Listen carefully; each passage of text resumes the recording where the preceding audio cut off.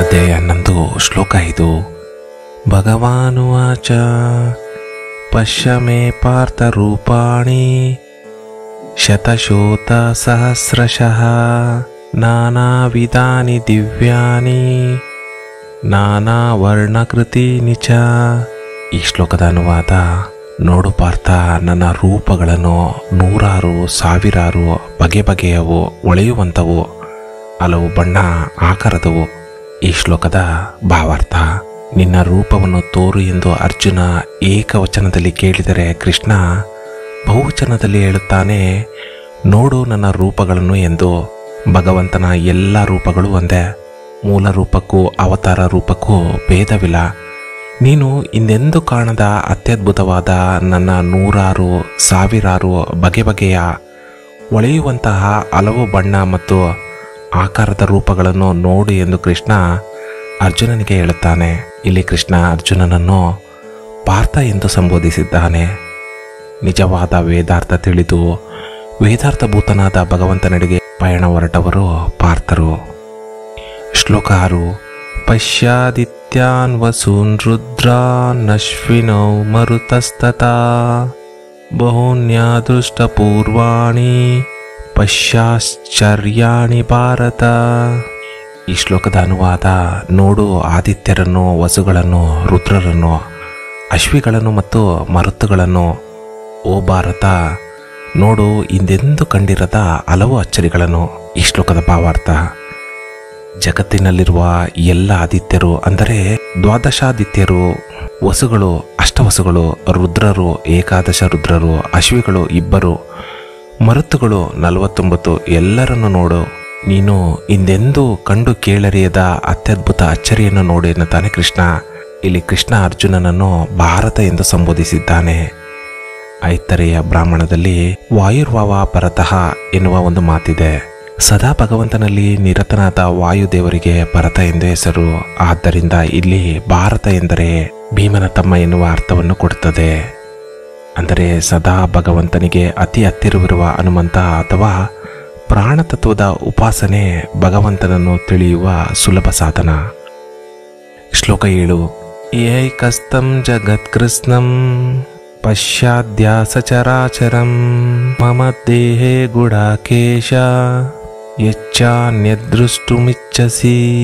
ಶ್ಲೋಕದ ಅನುವಾದ: ಇಲ್ಲಿ ನೋಡೀಗ ನನ್ನ ಮೈಯಲ್ಲಿ ಚರಾಚರಗಳಿಂದ ಕೂಡಿದ ಇಡೀ ಜಗತ್ತು ಒಂದುಗೂಡಿದ್ದನ್ನು. ಓ ಗುಡಾಕೇಶ, ಇನ್ನೇನು ನೋಡಬಯಸುವೆ ಅದನ್ನೆಲ್ಲ ನೋಡು. ಈ ಶ್ಲೋಕದ ಭಾವಾರ್ಥ: ನನ್ನ ದೇಹವನ್ನು ಆಶ್ರಯಿಸಿಕೊಂಡಿರುವ ಸಮಸ್ತ ವಿಶ್ವವನ್ನು ನೋಡು. ಬ್ರಹ್ಮಾಂಡದೊಳಗೆ ಏನೇನಿದೆಯೋ ಅದೆಲ್ಲವೂ ಇಲ್ಲಿದೆ. ಚೇತನ, ಅಚೇತನ, ಚಲಿಸುವ, ಚಲಿಸದ ಎಲ್ಲವೂ. ನಿನಗೆ ಏನು ನೋಡಬೇಕು ಎಂದು ನಿನ್ನ ಮನಸ್ಸು ಬಯಸುತ್ತದೆ ಅದನ್ನು ನೋಡು ಎನ್ನುತ್ತಾನೆ ಕೃಷ್ಣ. ಇಲ್ಲಿ ಕೃಷ್ಣ ಅರ್ಜುನನನ್ನು ಗುಡಾಕೇಶ ಎಂದು ಸಂಬೋಧಿಸುತ್ತಾನೆ.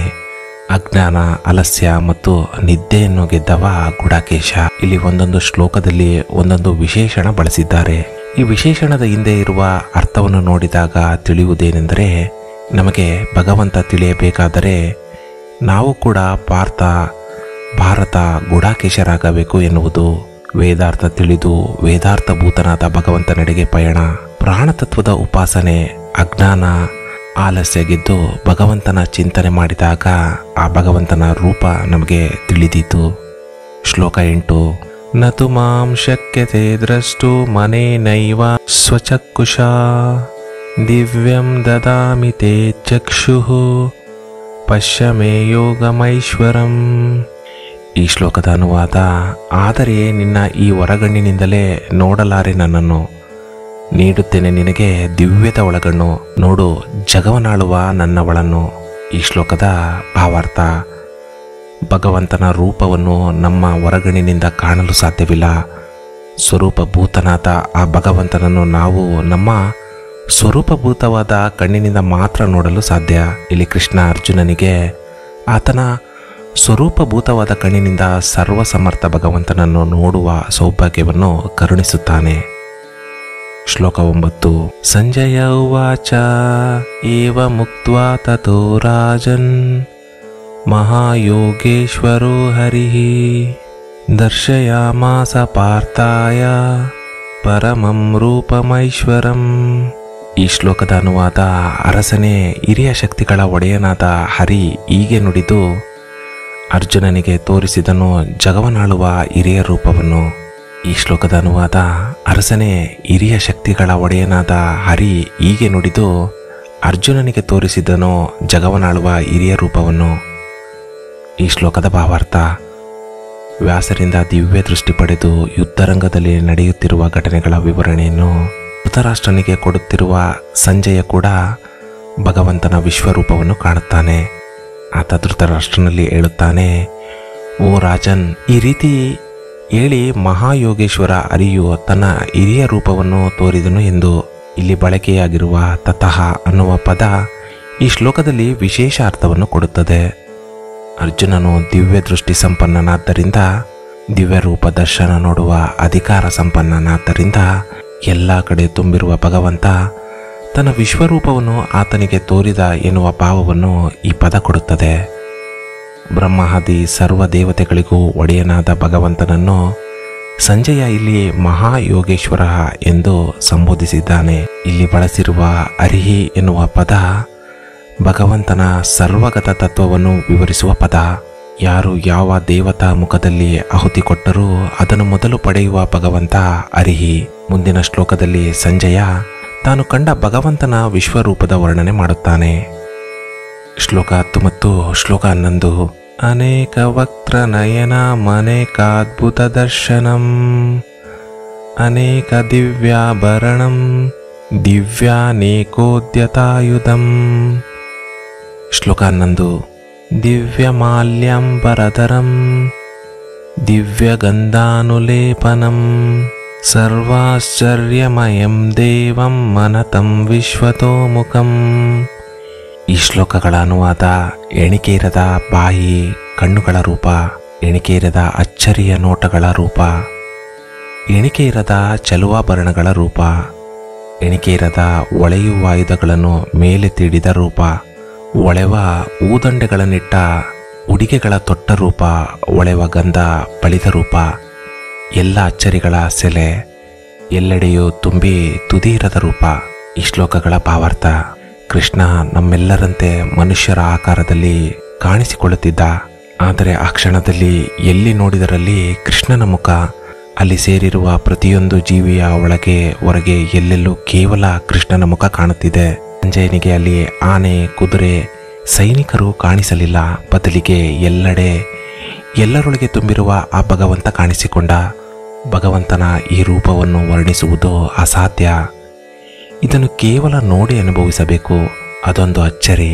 ಸರ್ವಾಭರಣಗಳಿಂದ ಶೋಭಿಸುವ ದಿವ್ಯವಾದ ಆಯುಧಗಳನ್ನು ಹಿಡಿದಿರುವ, ಹೂವಿನ ಮಾಲೆಗಳನ್ನಿಟ್ಟ ಉಡುಪನ್ನು ತೊಟ್ಟ, ಒಳೆವ ಗಂಧ ಬಳಿದ ಸರ್ವಾಶ್ಚರ್ಯ ಸ್ವರೂಪ ವಿಸ್ಮಯ ಮೂರ್ತಿ ಭಗವಂತ ಯುದ್ಧರಂಗದಲ್ಲಿ ತನ್ನ ವಿಶ್ವರೂಪವನ್ನು ತೋರಿದ.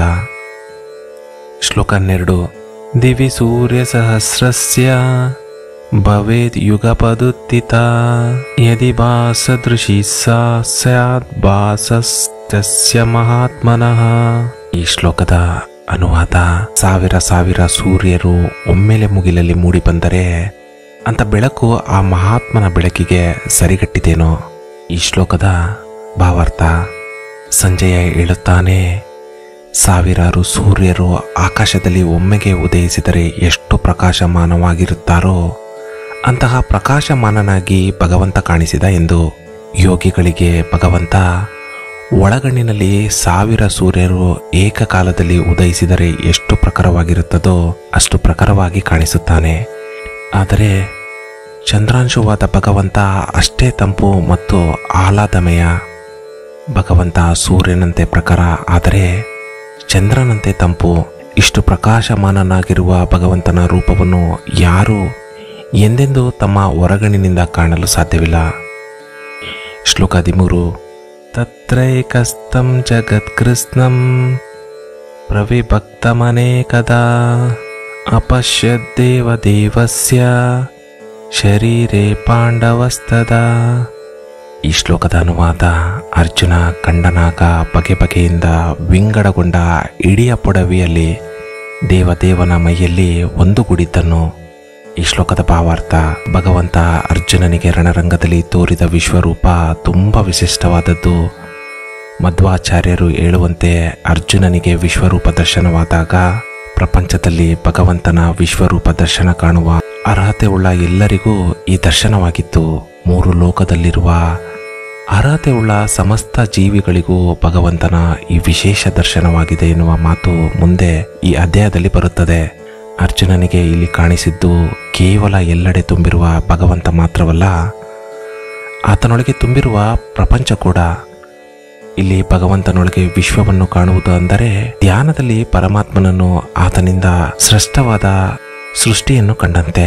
ಸತ್ಯದಿಂದ ಸ್ವಚ್ಛವಾದ ಮನಸ್ಸುಳ್ಳ ಅರ್ಜುನ ತನ್ನ ದಿವ್ಯ ದೃಷ್ಟಿಯಿಂದ ಭಗವಂತನಲ್ಲಿ ತುಂಬಿರುವ ಇಡೀ ವಿಶ್ವವನ್ನು ಸ್ಪಷ್ಟವಾಗಿ ಕಂಡ. ಶ್ಲೋಕ 14. ತತಃ ಸ ವಿಸ್ಮಯಾವಿಷ್ಟೋ ಹೃಷ್ಟರೋಮಾಧನಂಜಯಃ ಪ್ರಣಮ್ಯ ಶಿರಸಾ ದೇವಂ ಕೃತಾಂಜಲಿರಭಾಷತ. ಈ ಶ್ಲೋಕದ ಅನುವಾದ: ಬಳಿಗ ಬೆರಗಲ್ಲಿ ಮುಳುಗಿ ಮೈನೆರವಿದ್ದ ಅರ್ಜುನ ಭಗವಂತನಿಗೆ ತಲೆಬಾಗಿ ಕೈ ಜೋಡಿಸಿ ನುಡಿದ. ಈ ಶ್ಲೋಕದ ಭಾವಾರ್ಥ: ಭಗವಂತನ ಈ ಅದ್ಭುತ ರೂಪವನ್ನು ಕಂಡ ಅರ್ಜುನ ಆನಂದ, ಆಶ್ಚರ್ಯ, ದಿಗ್ಭ್ರಮೆಯಿಂದ ರೋಮಾಂಚನಗೊಂಡು ನಿಂತ. ಭಗವಂತನ ಅಪೂರ್ವವಾದ ಇಂತಹ ಅದ್ಭುತ ದರ್ಶನ ಸಂಪತ್ತನ್ನು ಪಡೆದ ಆತ ಭಕ್ತಿಪೂರ್ವಕವಾಗಿ ಉದ್ದಂಡ ನಮಸ್ಕಾರ ಮಾಡಿ ತನ್ನೆರಡು ಕೈಯನ್ನು ಜೋಡಿಸಿ ನಿಂತು ಭಗವಂತನನ್ನು ಸ್ತೋತ್ರ ಮಾಡಲಾರಂಭಿಸಿದ. ಮುಂದಿನ ಶ್ಲೋಕಗಳು ಮುಂದುವರಿಯುವವು.